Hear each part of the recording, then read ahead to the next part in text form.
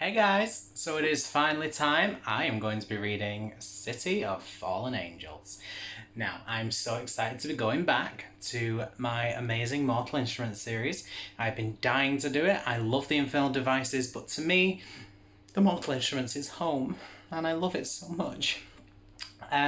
So I'm going to be starting this. This is just going to be a short introduction because I'm actually at my dad's and I'm filming in the bar, and I want to go in and read. So, short introduction, just to let you know I'm doing this. I'm really excited. I can't wait. And it's actually quite short compared to the other ones. I don't really know how long the other ones are, but you could tell it was shorter. And this one's about, just to guess, oh, is that it? 439 pages, so it's a lot shorter as well than I think the others. Definitely than the Infernal Devices, which were bordering 500-600. And I'm so excited. It's got Isabel on the cover. I love Isabel. I'm realising how much I missed Isabel. And I'm realising how much I missed Simon. I'm really excited. So I will see you guys soon when I have something to update you on.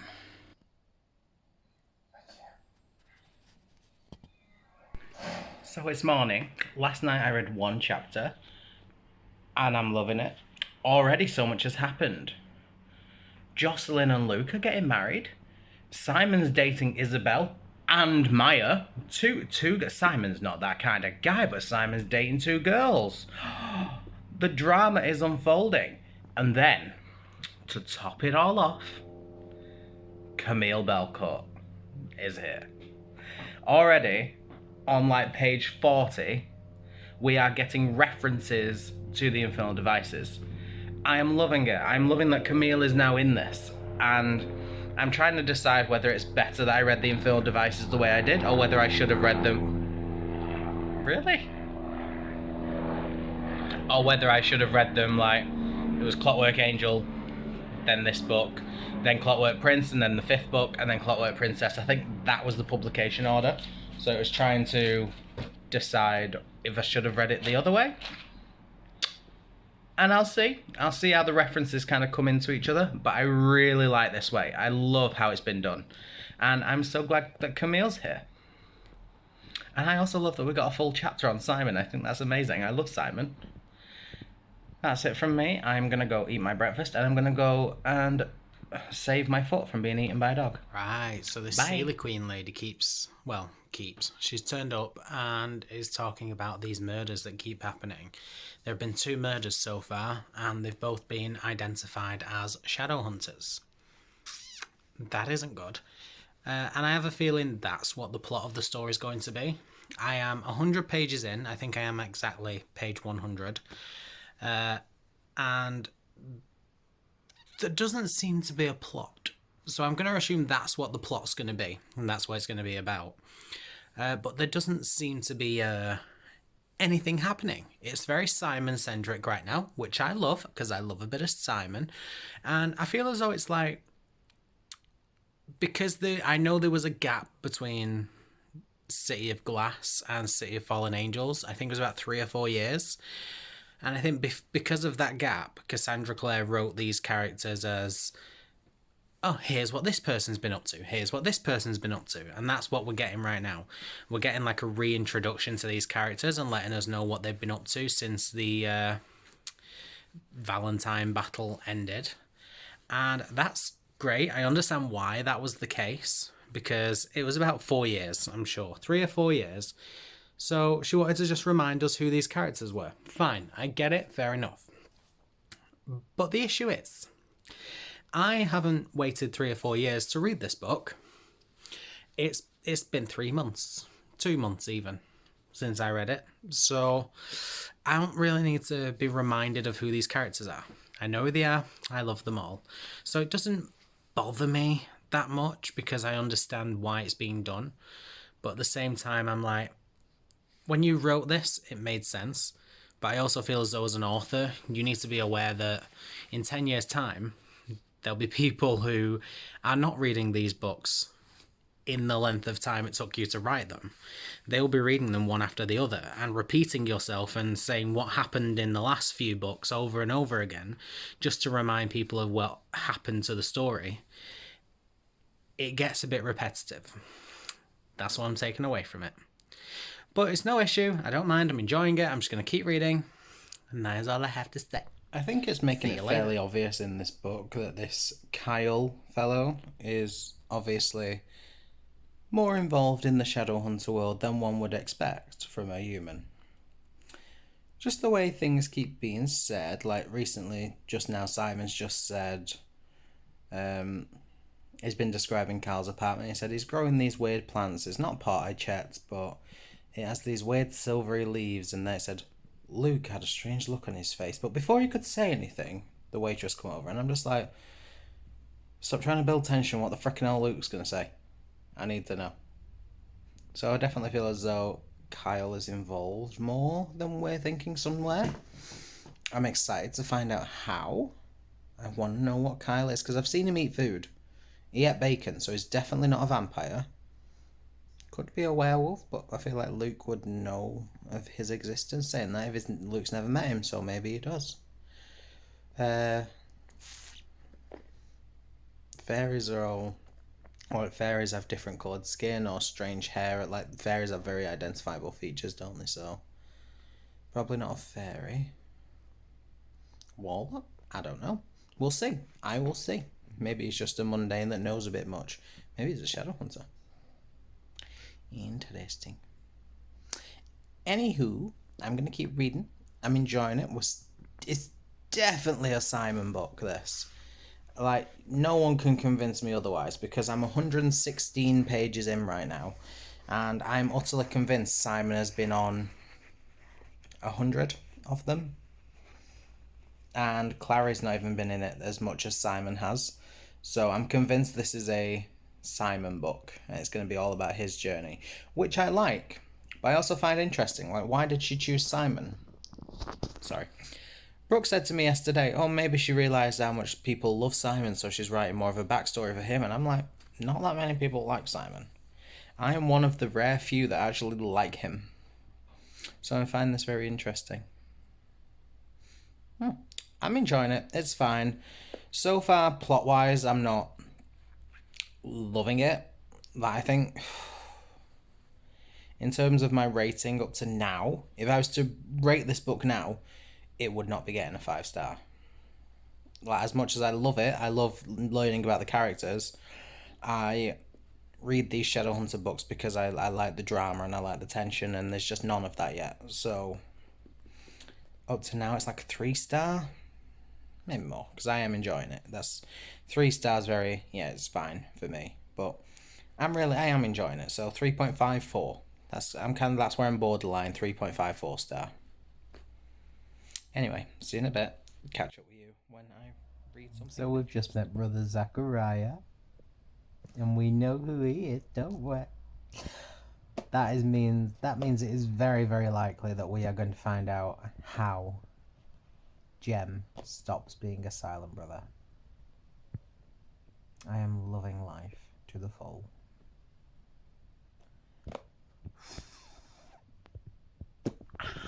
I'm really excited. And I'm debating whether or not to put this in, because I'm like, what if people read all of the Mortal Instruments and then all of the Infernal Devices afterwards? Like, people won't know about that, and that's a bit of a spoiler. Spoilers all the way through, innit? Be fine. I'll just put a notification up saying there's spoilers for the Infernal Devices as well, so don't watch. Fine. See you later. I'm so excited. I just keep on in Jem. So we've officially entered that time of year where the weather was boiling yesterday to the point where all the patio doors were open. I was sat there thinking, my God, I'm going to die. It's freezing. Because right now, I am so cold. Freezing cold. Anyway, talking about the book.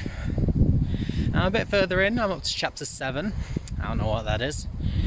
Clary, Luke and Maris have just gone to the Silent City and woke up that dead guy. Started screaming. Didn't go well. And Simon's just found out his roommate Kyle is a werewolf. I knew something was up with him, although to be fair they made it quite obvious, so I'm not proud of that. But it feels like a plot's happening now, because we just found out that the dead guy said that it was Camille that killed him. So now I'm interested to find out what's going on. I think it'll be quite good. Still not sure in terms of whether this book's as good as the others, just because there isn't much plot still. But we'll have to see whether this is the start of the plot. Anywho, I'll catch up with you in a bit. I am really loving the enemies to lovers thing with Simon and Jace right now. I mean, I know that's not the case. I know it's not really enemies to lovers, but it would be so good if it was. I love their friendship. I love that they're bonding. I love that Simon doesn't have a hatred for Jace over the fact that Simon doesn't get Clary, because he's kind of over that now, and I like that more. Jace isn't that much of a dick to Simon, but at the same time, he's not just done a full 360. No, full 180 and just been like, oh, Simon, we're best friends now, because they're not. And I love that. So I love their relationship, and I love that this book is now giving us more opportunity to see that relationship, and I think it's great. I'm really enjoying this book, and I'm really struggling as to what I want to rate it. And I keep telling myself, don't worry, just rate it at the end when you've finished it and got the full story.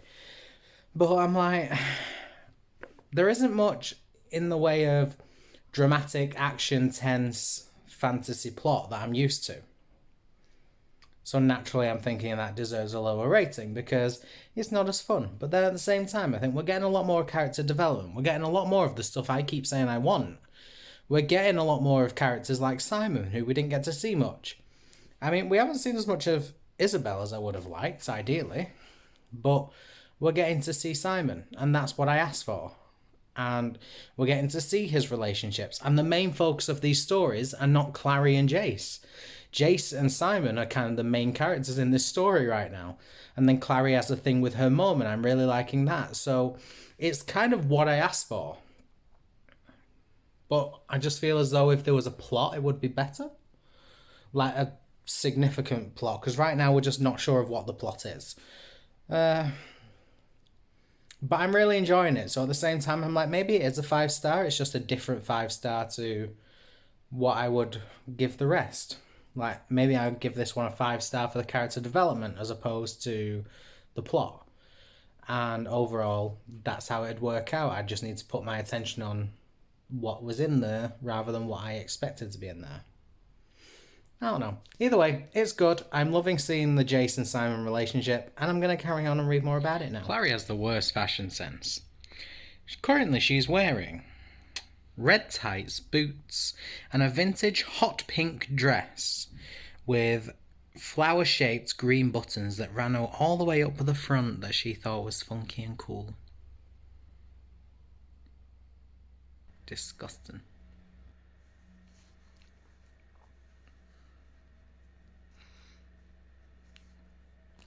I just got to that part about Simon.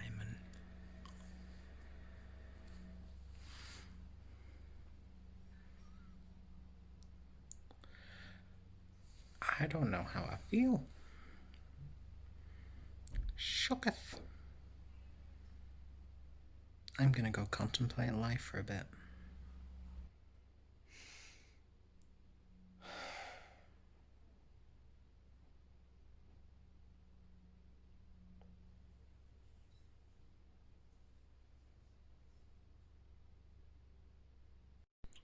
Sashay away. So I go to part 2 of the book. Well, that got tense, didn't it? The Simon, Maya, Isabel triangle kind of came to a head. The Maya and Kyle thing, that was unexpected. Wow. I like it. I like learning more about this. I love learning more about these characters. I love that. I don't want to call Jason Clary because I'm not disliking them. But the first 3 books was very much spent on who they were and their relationships and their whole drama. And I like that this book, and maybe the others, but this book in particular, I like that it is focusing on the other characters and we're getting to see the lives of the other characters. This one's been very Simon-centric. Alec hasn't been in here once yet. because he's travelling at the minute with Magnus. Isabel's not really in it unless she's with Simon. Clary's very rarely in it herself. She gets a couple of chapters here and there to kind of discuss what's going on in her life. And Jace is spending all of his time with Simon. It's great. It's like a very good book based on my favourite character. And I'm loving it. And it's really good. I was initially thinking, oh no, I think I might give this one a lower rating, like 4-star, because it's not plot focused right now. But even though it's not plot focused, like, there is a good plot, there is an ongoing plot all the way through it. But I'm really loving this in a different way to how I've loved the other in the series. So I'm like, well, it doesn't deserve less than that just because it doesn't match what the other books have done in the series. It's, if anything, this one is probably the one that suffers from middle book syndrome, which is ironic considering it's not the middle book of this new trilogy. But I'm really loving it, and I feel as though this is just giving us a bit of relationship drama, giving us a bit of character development until, I'm assuming what's going to happen is it's going to get to the end of the book and then it'll be like, boof, here's the big issue, here's the big plot, here's the villain. And that's very much middle book syndrome. But I'm happy with how it's going, and I'm really enjoying it. And now Clary's just gone into this church, seen the demon summoning ritual thing, and I'm excited to see what happens with this, because obviously more people, they're trying to make more babies like Jonathan. I'm like, well, who is it? It's going to be someone from the circle, isn't it? I have an initial theory that Jonathan didn't die, so it's him. He's trying to make more people like him. So that's my theory. I haven't really done many theories. There isn't really many theories. But if I was going to have a theory, it's Jonathan. Jonathan's still alive. Jonathan's doing this. Also a theory that Simon and Isabel are going to stay together and Maya's going to go back with Kyle at the end of this book. Or Jordan, whatever he's called now. But yeah, they're my theories. They're my thoughts. I'm going to keep reading. Simon and Isabel are my official OTP. If they don't end up together by the end of this series, I'm going to be mad. Like, these are literally the only two I care about. Yeah. So they've just gone to do it. And Jace has actually just whipped out a knife and cut her. Because I know he's been having these dreams about hurting her, and that's why he's been distancing himself from her. But the fact that he's actually just done it... Jesus. This is getting dramatic. I don't know how I feel about this, you know. I'm going to have to keep reading, aren't I? I just wanted a break. I can't have a break. Things are getting dramatic. How long till this chapter finishes? It's about 5 pages. That's fine. When this chapter finishes, I need to take a break. I'm just going to go have a shower. Get ready to chill. Get comfy, because I have a feeling I'm going to be binging quite a bit of this. I ain't finishing it. This bookmark right here is where I'm up to. This secondary bookmark is where my goal for the day is, which will take me 3/4 of the way through the book. I could get further, but I do also have a secret TBR book that I need to read. I can't believe he's actually just attacked her with a knife. I've just got to chapter 14 of this book, and there is so much drama. So Simon got a threatening note saying that if he didn't meet someone at this address, they would kill his girlfriend, and he instinctively rang Isabel, Maya, and even Clary just to check that they were all safe, and they all were, so he thought nothing of it. I'm assuming if you're watching this, you've read the book, you know. I'm just giving you a bit of an update. And now we've just found out that a body's been found. And it's the girl that Simon had the crush on. No. The girl that had a crush on Simon. The 14-year-old girl. And apparently she has a massive crush on Simon. She goes around telling everyone that she's his girlfriend. And they killed her. I can't believe it. And the drama is now real, because now I'm sat there thinking, shit, they have full on just killed someone because Simon didn't go meet him. Who wants Simon? What do they want with Simon? What the hell is happening? And I'm scared. And then moving on to the Clary and Jace thing. that got a bit dramatic. I love this. Mel said this, I have said this.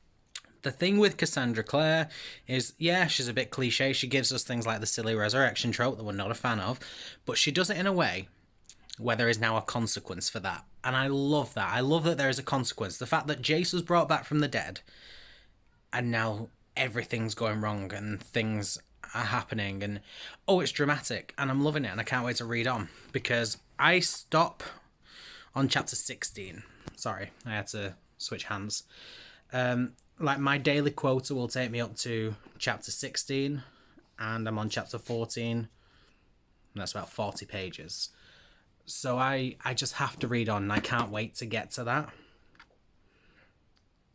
And I don't even have any theories on who it could be who's after Simon. Like, that's the thing. I have absolutely no idea, other than, you know, the obvious Sebastian, Jonathan, that person.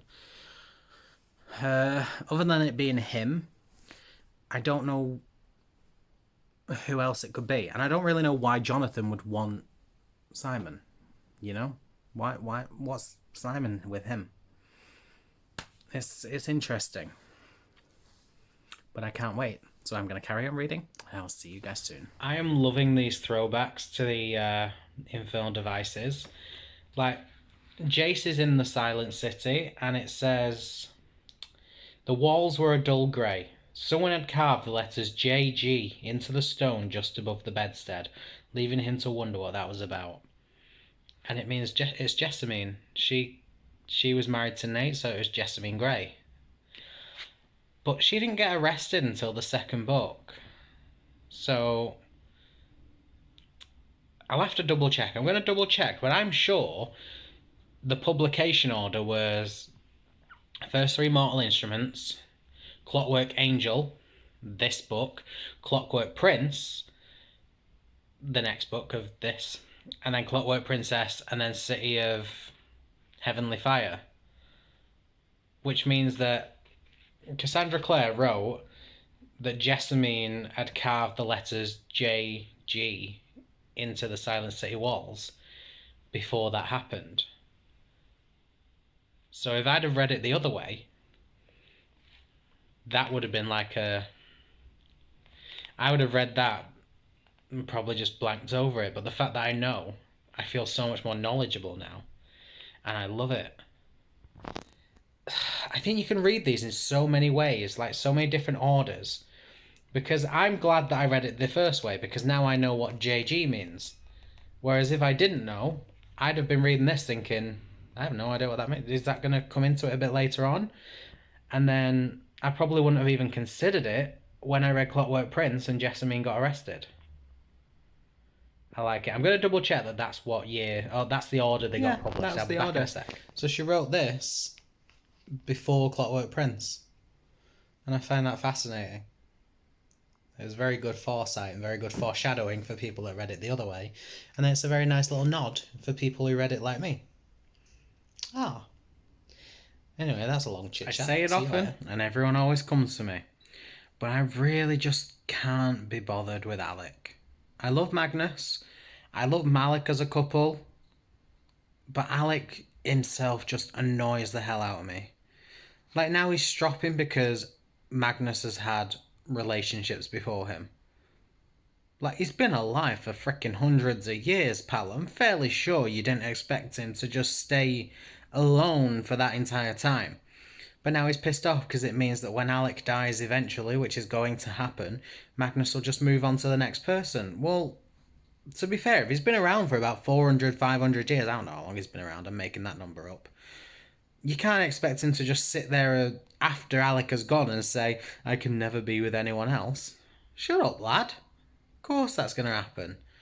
He has no right to be stropping about the fact that he's dated people in the past. For starters, it was in the past. For seconds, he's getting on for however 100 years old. What do you expect? He's like a stroppy, possessive little brat, and it annoys the hell out of me. He was like this with Jace in the first book, and now he's like this with Magnus, and I just think, mate, grow up. Obviously, he's going to have dated other people. Obviously, he's going to feel certain ways. The fact is, he is freaking with you now. Unless he's doing something that makes you think, oh, he's going to leave me any minute, stop being a brat. It does my head in. He needs to grow up. I'm really mad. It just... Oh, he better not be like this in all of the Alec and Magnus books, because... So I've just finished chapter 18 of this book. Wow. Okay, so I don't think I've updated you for a while. I got very caught up. The whole Lilith thing was unexpected. I like it. I thought it was interesting. I like that it made sense of why she was back, because when she first came back, I was like, you have not just been wandering this earth for thousands and thousands of years and just accidentally happened upon these people, surely, love. And then we got the explanation of where she was and why she's come back, and I'm like, it makes sense now. I like it. Sorry, I'm knackered. The whole reason why she wants Simon, stuff like that, I love that. It makes much more sense of why people are after Simon now. It's great. I'm glad I understand it. The drama. The absolute drama. So it wasn't Sebastian, because Sebastian is dead. I have a feeling he's going to come back. I'm not going to lie. She's going to find a way to bring him back, I am sure. Although it looks like she's died, because she's just attacked Simon and got killed because of this mark of Cain. Oh my god, when that happened, right? When she hit him with that whip, I was like, oh my god, no, he's going to die. He's dead. He's dead. He has died. He is going to die. And then I realised... I realised that he couldn't die, and I was like, right, best feeling in the world, life is amazing again. Simon's my favourite character, if you hadn't noticed, and I loved it. I love Simon. I love that this book is very much about him right now.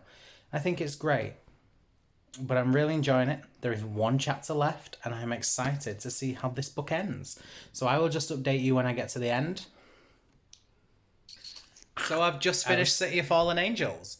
I really enjoyed this. I feel as though, I'm going to be honest, I feel as though this may be my least favourite of all of the Shadowhunter books so far.